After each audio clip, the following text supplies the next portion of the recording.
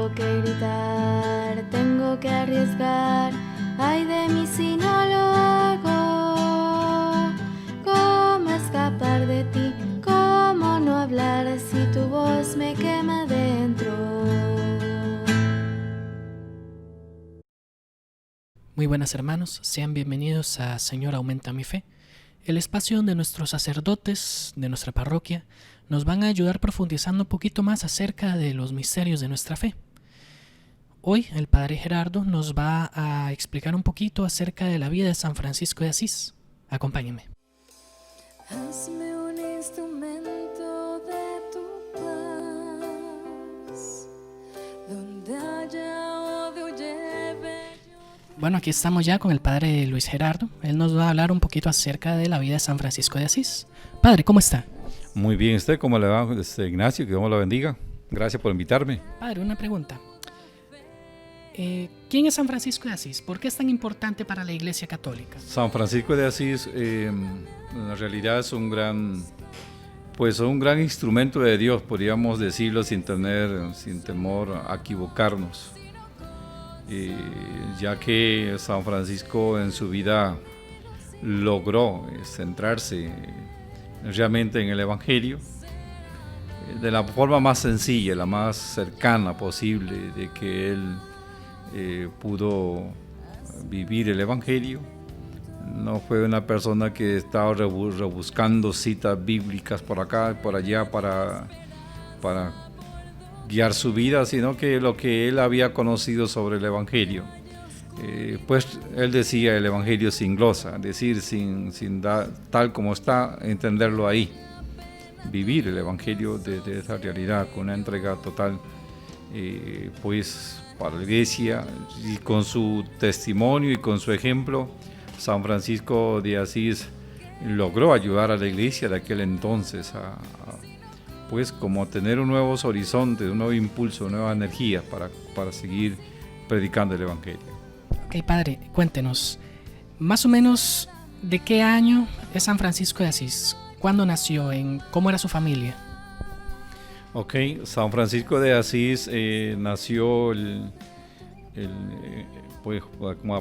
5 de julio de 1182, es decir, prácticamente en el siglo XII y después el inicio del siglo XIII, que vivió San Francisco de Asís. Él fue hijo de don Pica Borlemón y de Pedro Bernardone.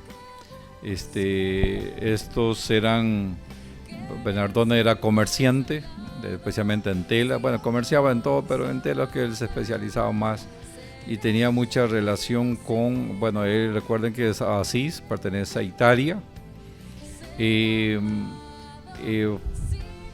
Bernardone pues comerciaba mucho con la parte sur de Francia, pues ahí tenía mucho comercio entre Italia y Francia, y pues en una de estas correrías o estos negocios de él, pues estando en Francia es donde Francisco nació. A final de Francisco, aunque todos sus padres todos eran de Italia, pero al momento de nacer nació en Italia y por eso le decían el Francesco en francés, y al final pues con el nombre de Francisco como tal en sí. Pues nace en esa época en Italia y vivió con sus padres. Los padres eran completamente comerciantes en este aspecto. Su madre pertenecía a una familia noble, tenía una gran situación económica muy desahogada.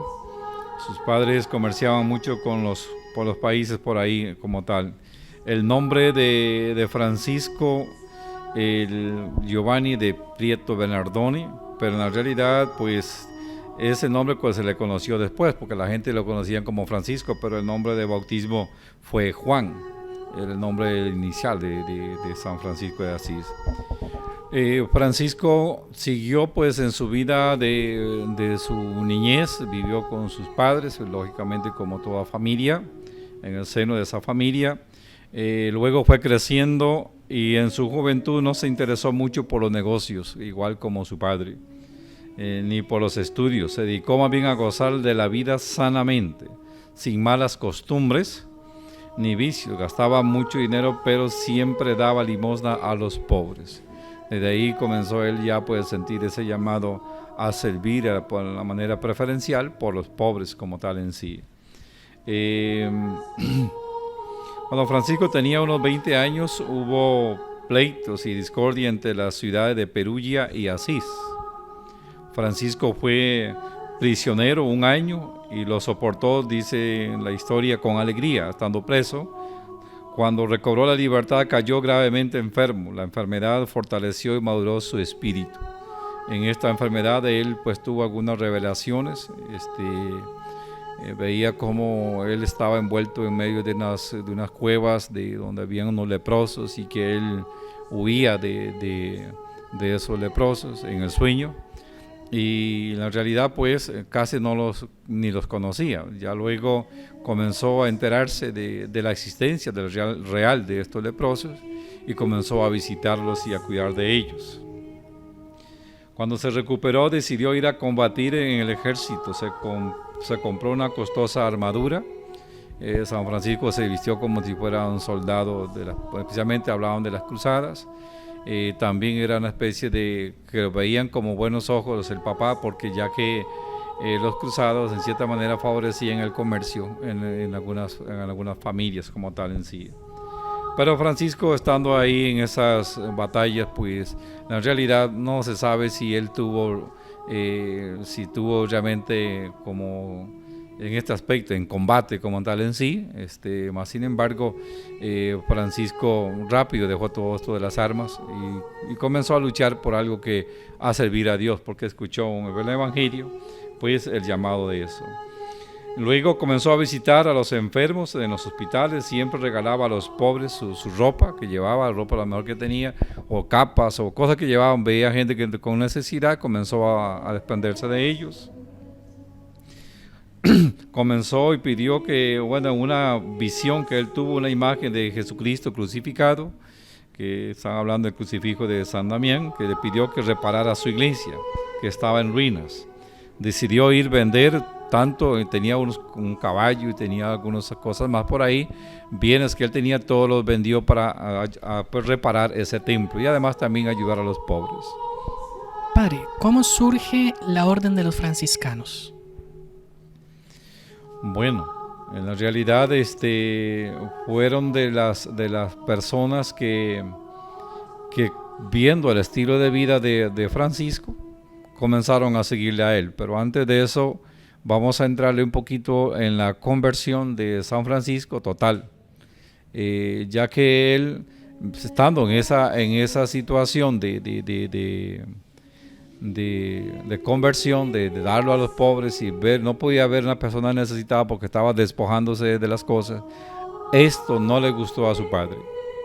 Tanto fue así de que el papá pues en uno de los momentos lo llevó para su casa a la fuerza, hasta lo llegó a agredir, golpearlo fuertemente. Bueno, San Francisco de Asís, después de tener esta experiencia de él, de estar dándolo todo a los pobres y todo lo demás, y reparar algunos templos que estaban en ruinas, el papá Bernardone fue a buscarlo, porque la gente lo veían que él estaba como loco, de que eso no estaba bien lo que él estaba haciendo, incluso estaba con grandes ayunos y oraciones, y entonces eso ya pues, y además de que la ropa que él tenía, digamos que la ropa elegante, él toda la regalaba y se vestía con los harapos que él encontraba por ahí, porque él prefería que una persona pobre tuviesen pues esas vestiduras y no él. Y entonces viendo esto, su papá pues primero lo golpeó todo, lo llevó para su casa porque incluso hasta lo llegó a encadenar con unos grilletes ahí, y quien lo liberó fue su propia madre. La mamá fue quien lo liberó a él estando atado con cadenas por su padre. Después de ahí se fue otra vez a la comunidad de San Damián a reconstruir el templo, y el papá fue nuevamente a traerlo allá y le dio otra paliza. Eso es lo que dice la historia. Y una vez regresó con su padre, el papá le dijo que tenía que escoger, o escogía trabajaba con él y trabajar para hacer negocio y todo lo demás, o tenía que devolverle todo y que él lo desheredaba, que no le daba. Entonces él no le importó esto. Incluso llegó un momento dado hasta darle su propia ropa, vestimenta, delante de un obispo, que fueron a hablar de esta situación, y le devolvió: toma, esto es lo suyo, hasta la ropa que yo tengo encima te le pertenece, así que yo soy del Señor. Entonces en ese momento el papá ya se desentendió de Francisco, y ahí fue donde Francisco comenzó a ir a las capillas, a reparar capillas, y una de ellas los benedictinos le dieron pues lo que es la porciúncula de hoy en día, le dieron esa capilla para que la cuidara a él, la reparara y cuidara ahí. Y ahí comenzaron a agregársele personas que querían seguir el modo de vida de Francisco, viviendo por los pobres, viviendo en oración y todo lo demás. Ahí comienza a surgir poco a poco.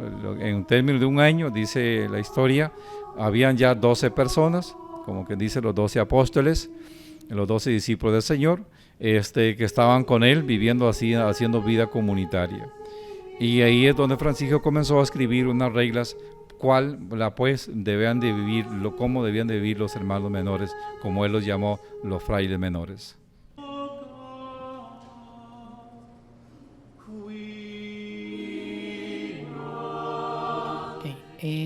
San Francisco en algún momento tuvo que mostrarle estas reglas a los superiores de la iglesia para que le aprobaran la orden. ¿Cómo fue este proceso?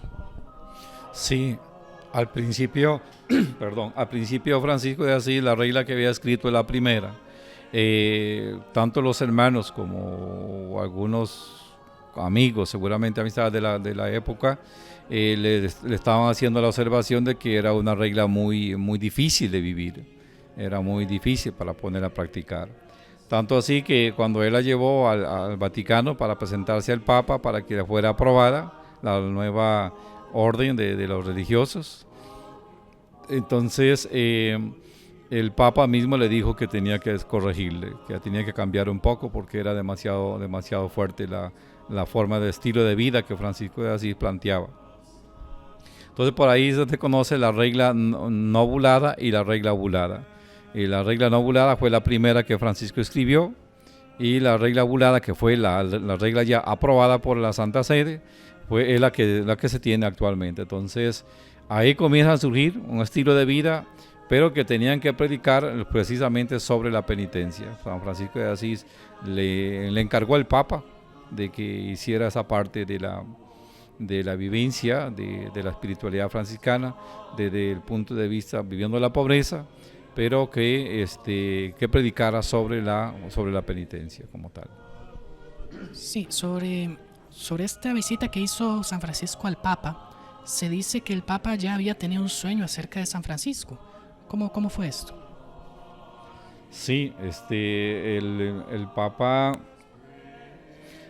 cuando él quería primero que no tenía la intención de recibirlo, como que no tenía interés, porque había ciertas situaciones que dentro de la iglesia, que había mucha burguesía, y se dieron cuenta que Francisco iba hacia la Santa Sede a hablar con él, y él pues como que se resistía a recibirlo porque pues Francisco vestía de forma mísera, con la vestimenta de los leprosos prácticamente, y como que no era bien visto que llegara ahí a la Santa Sede. Más sin embargo, el Papa recibió un sueño de que vio a Francisco sosteniendo a la iglesia que se estaba cayendo, una iglesia que un fraile que la estaba sosteniendo para que no se cayera. Entonces, fruto de ese sueño, el Papa recibió a Francisco lo recibió por lo menos en ese día que lo recibió en San Pedro, y luego de ahí, de una vez el Papa aprobó. No solamente no recibió a Francisco, sino que fue y se encontró con él antes que llegara al lugar, y con un fuerte abrazo como de hermanos como tal en sí. Y ahí es cuando Francisco comenzó pues ya a vivir la vida de la espiritualidad franciscana que conocemos en el día de hoy. Bueno, no, en la realidad la orden es una sola, la orden franciscana es una. Lo que existe son lo que conocemos, diferentes congregaciones religiosas.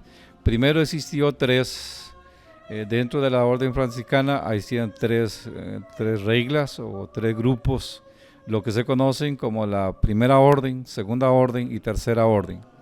La primera orden pues fueron de los frailes menores, y la segunda orden fue Santa Clara, de que sí, las mujeres consagradas. La primera serían los hombres, la segunda es las mujeres consagradas, que era con Santa Clara, y la tercera orden ya sería tercera orden seglar, es decir, para los que son laicos, que no tienen la vida totalmente consagrados al Señor como religiosos, sino pues que viven la espiritualidad franciscana pero siendo laicos. Es de la tercera orden regular de San Francisco. Sí, después de eso ya se fue dividiendo lo que se conocen como lo que son congregaciones religiosas. En este momento no tengo el número exacto de la cantidad de congregaciones religiosas que hay. Por ejemplo, de mujeres hay cerca de 2000 congregaciones diferentes que viven la espiritualidad franciscana, y de los varones hay cerca de 400 congregaciones diferentes en el mundo que viven esta espiritualidad franciscana. Por ejemplo, aquí en Costa Rica podemos conocer nosotros, están los capuchinos, están los frailes menores, están los conventuales, están los terciarios capuchinos, que conocemos ahora por el Monseñor Bartolomé Huíguez, obispo de Alajuela, que es terciario y capuchino, pero también se nos conocen como amigonianos. Están los frailes de aquí de Cristo Obrero, que es de nuestra diócesis de San Isidro, que también viven la espiritualidad franciscana. Y después ahí de las mujeres, aquí en Pérez Celedón estuvieron las terciarias capuchinas con el Madre del Redentor. También están las hermanas Clarisas y otras que hay por acá de la espiritualidad franciscana en nuestro país.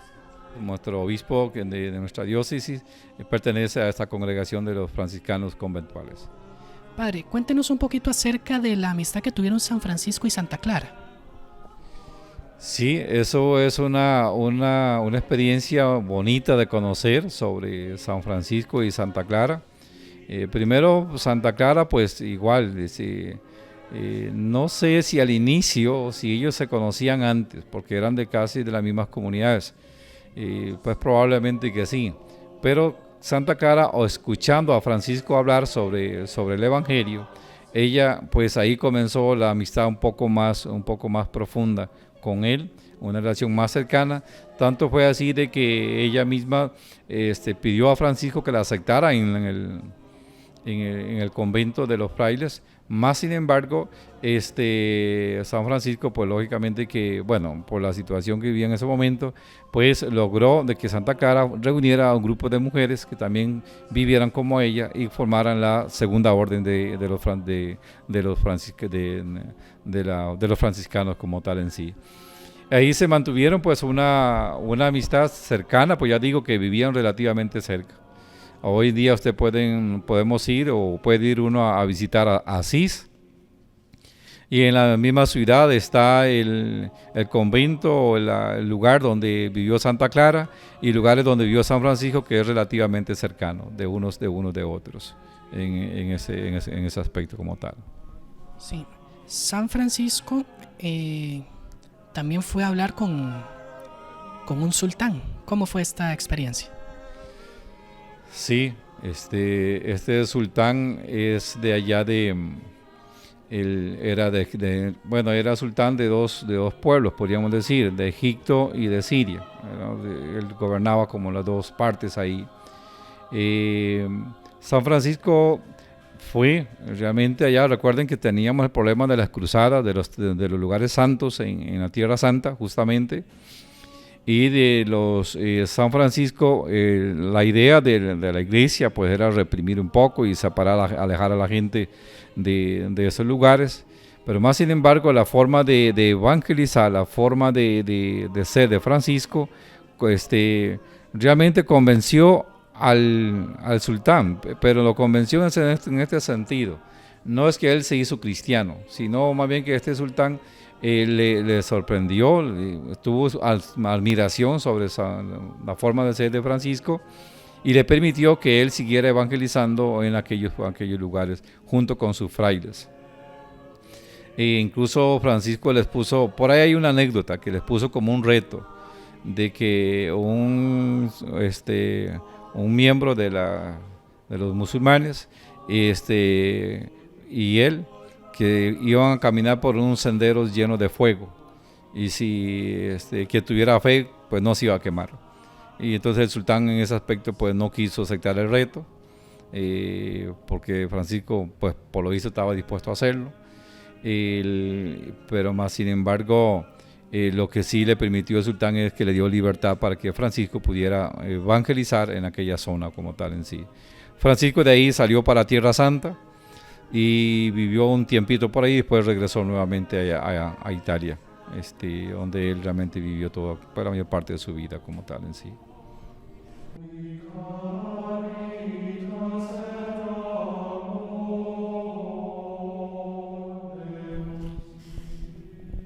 Bueno, padre, también San Francisco fue el que inventó una de las tradiciones navideñas más importantes de nosotros los cristianos. ¿Nos puede contar un poquito acerca de eso? Sí, San Francisco tenía mucha devoción primero lo que era todo lo referente al nacimiento del Hijo de Dios. Era todo sobre el Evangelio, pero pues en este aspecto vivió como enamorado. Entonces San Francisco de Asís se le ocurrió la idea de representar el nacimiento del Hijo de Dios, pero en vivo.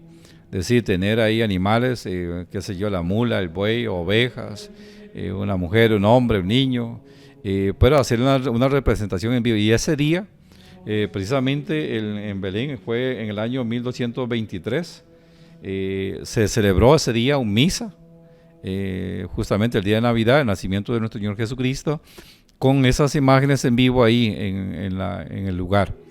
Y entonces desde ahí comenzó la tradición de que la gente comenzara a representar pues los nacimientos, lo que conocemos hoy como el Belén o los portales, con figuras alusivas al nacimiento de nuestro Señor Jesucristo. Primero había sido con animales en vivo, ya después fueron representando con algunos objetos, y como los tenemos en el día de hoy, que prácticamente la mayoría tenemos en Belénes, y lo más significativo del Belén, pues ya sabemos cuál es. Está la estrella, está el Niño Dios, la Virgen María, San José, la mula del buey y un pequeño establo. Eso es lo que más representan. Ya después de ahí se le agregan las ovejas, le agregan pues los animales, puede ponerse a toda la creación si quiere alrededor, porque en realidad pues estaba en el campo.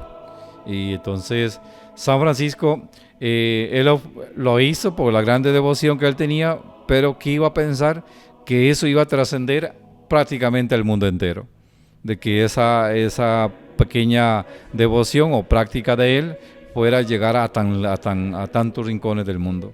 Y hoy en día pues te lo tenemos como tal, es decir, como parte de la gran tradición de nuestra iglesia como tal en sí, de lo que es el nacimiento, el portal de Belén.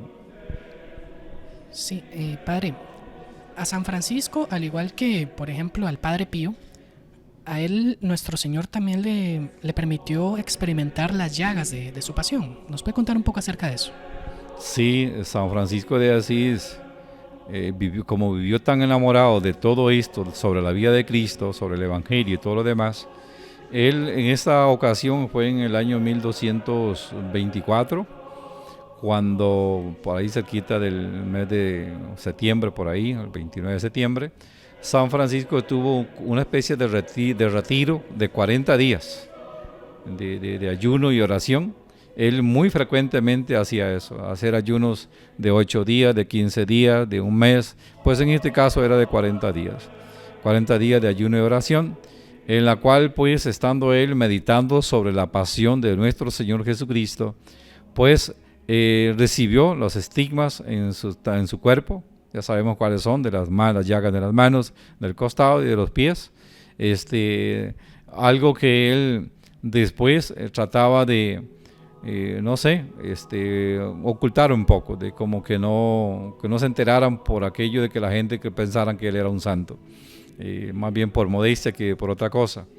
Más sin embargo, después de que él recibió estas estigmas en su cuerpo, al bajar de ese monte donde él estuvo, en el monte Albernia, perdón, en el monte Albernia, que él donde estaba retirado, al bajar, a las personas que acudieron a él, ya sea porque le buscaban por una cosa o por otra, pero existieron muchísimos milagros. A mucha gente curó, con solamente de tocarles, o que lo tocaban a él, gente que quedaban curados, una vez que recibió él los estigmas como tal.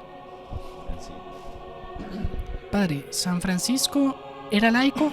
¿Era ordenado? ¿Era simplemente religioso?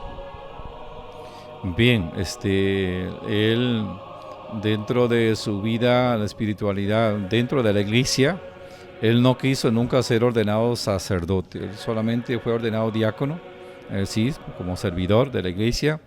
Él dice que él no tenía, decir, no se sintió pues con méritos para poder él ser ordenado sacerdote, que eso era algo muy grande para él. Mas sin embargo tenía muchísima estima y veneración por los sacerdotes. Él llegó a decir de que si él se encontraba un ángel enviado de Dios ahí, y a la par un sacerdote, él se inclinaba, se pondría de rodillas delante del sacerdote y no del ángel, porque él decía, porque los sacerdotes representaban a Cristo y le daban a él pues el cuerpo de Cristo y todo lo demás, que es la dignidad de esa parte tan hermosa que él tenía, con la grande devoción y respeto que él tenía. Pero él la mayor parte, un tiempo de su vida fue diácono, el resto la mayor parte fue laico. Un laico consagrado. Después ya la vida consagrada, cuando hizo los votos y todo lo demás, pues ahí lógicamente comenzó pues vivir la espiritualidad de la que él vivió, el evangelio sin glosa, vivir el evangelio como tal. Sí. Padre, San Francisco también conoció, además de Santa Clara, conoció a Santo Domingo de Guzmán. ¿Nos puede contar un poquito acerca de ese encuentro? Sí, recuerden que los dos vivían pues cercanos, cercanos en Italia, más sin embargo en el encuentro donde se fue en el concilio de Letrán número 12, el cuarto concilio de Letrán, ahí donde se encontraron ellos, donde estuvieron compartiendo un poco más sobre la espiritualidad, sobre el evangelio y todo lo demás, la experiencia de compartir, pero fue en ese concilio que, por dicho sea paso, que se hablaba sobre la transustanciación y también del primacía del papado, es decir, que es los dos puntos que se trataron muy importantes en ese concilio de Letrán número 4 como tal, aunque era el concilio de la iglesia número 12 como tal en sí. Y padre, ¿cómo fue la ancianidad de San Francisco? ¿Cómo murió? ¿Nos puede contar acerca de eso? Bueno, San Francisco no fue muy longevo, vivió muy poco tiempo. San Francisco de Asís, no tengo aquí exactamente el número, pero él, vivió ahí alrededor de los 44, 45 años. Él murió el 3 de octubre de 1226. No apenas tenía 44 años. Lo que sí es que ya los últimos años fue una persona muy enferma. Incluso después de padecer los estigmas, parece que perdió mucha fuerza, botaba mucha sangre. Recuerde que los estigmas viven siempre sangrando. El cuerpo se va debilitando. Él padeció de ceguera, quedó prácticamente ciego en los últimos días. Lo operaron, a un médico ahí le hicieron una operación de los ojos, no sé qué tipo. Algunos dicen que es con unos clavos calientes, no sé qué, pero bueno, el asunto es que la medicina de aquel entonces, lo que pudieron hacer por él, pero no dio resultado. Pues sí, él vivió poco tiempo a comparación de otros que vivieron ya, digamos, 70, 80 años o 100. En el caso de San Francisco fueron 44 años que él vivió. Uno puede decir, bueno, en tan poco tiempo y tanto que hizo por la iglesia, y pues porque era una persona muy llena de Dios como tal en sí, en ese aspecto. Ok, padre, ya para ir un poquito finalizando, ¿cuál es el legado que San Francisco le deja a la iglesia? Bueno, el legado más importante, hay varios, tanto así que es vivir el evangelio sin glosa, vivir el evangelio tal como es, no comenzar ahí a ponerse a ver por dónde le conviene, pues esto sí, esto no, es vivir el Evangelio tal como desde la humildad, una actitud muy humilde, una persona enamorada de la creación, un hombre que se enamoró de la creación 100%, tanto así que a toda criatura en la tierra le llamaba hermano o hermana. Hermano sol, hermana luna, hermano perro, hermano gato, hermano todo. Hasta la muerte le llamaba hermana muerte. Y entonces por ahí San Francisco de Asís, podríamos nosotros pensar de que en realidad el legado de él, que nos enseña a vivir la virtud de la humildad, tuvo un corazón alegre, es decir, y humilde, supo dejar no solo el dinero de su padre, sino que también supo aceptar la voluntad de Dios en su vida. Fue capaz de ver la grandeza de Dios y la pequeñez del hombre. Veía la grandeza de Dios en la naturaleza. Es decir, lo que hablábamos ahora de que él, todo era esa emoción, esa alegría de escuchar la palabra, de ver el canto de Dios en la misma naturaleza. San Francisco nos enseña a saber contagiar ese entusiasmo. Es decir, recuerden que San Francisco una vez le dijeron los frailes: hermano Francisco, ¿cuándo vamos a salir a evangelizar, a predicar sobre el reino de Dios? Le dice Francisco: bueno, vamos a salir un momento, vamos. Y salieron los frailes con él y dieron una vuelta por toda la ciudad, ahí por los caminos cercanos donde ellos vivían, y llegaron otra vez al convento. Y entonces le preguntan a uno de los frailes: pero hermano Francisco, ¿cuándo vamos a comenzar a evangelizar? Y le dice él: ya evangelizamos, evangelizamos con nuestra existencia, con nuestra presencia, con solamente caminar por la comunidad. Es decir, la alegría que nosotros transmitimos a la gente, a los que están alrededor, que esa alegría el Señor nos contagia a nosotros, ojalá, de ser alegres, es decir, si yo digo soy cristiano, pero decirlo con alegría, no con una tristeza que como más bien, o tristeza o con miedo. A veces hablamos nosotros con miedo sobre el reino de Dios, y San Francisco en eso no tenía miedo. Por eso creo que fue una de las grandes bendiciones y creo que grande éxito que tuvo con el mismo sultán, de verle tan convencido de cómo vivir la fe o cómo la vivía la fe, con mucha alegría. Por otro lado, también nos enseña a vivir a nosotros el valor del sacrificio, vivir la vida sacrificándose por los demás, tener la capacidad de perdonar, la capacidad de amar, la capacidad de incluso de olvidarse de uno mismo con tal de ayudar a otros hermanos.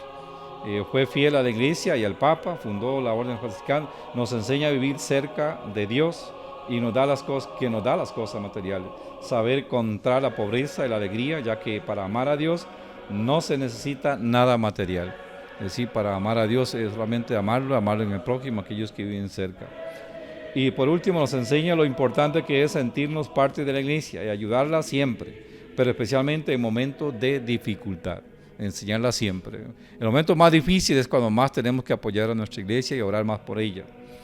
El Papa Juan Pablo II lo proclamó patrón de la ecología en el año, en 1980, lo declaró como patrono de la ecología y es un santo que prácticamente lo han aceptado no solamente los católicos, sino también los musulmanes, también los protestantes y mucha gente de otras religiones han aceptado a Francisco como un modelo de santo, de santidad.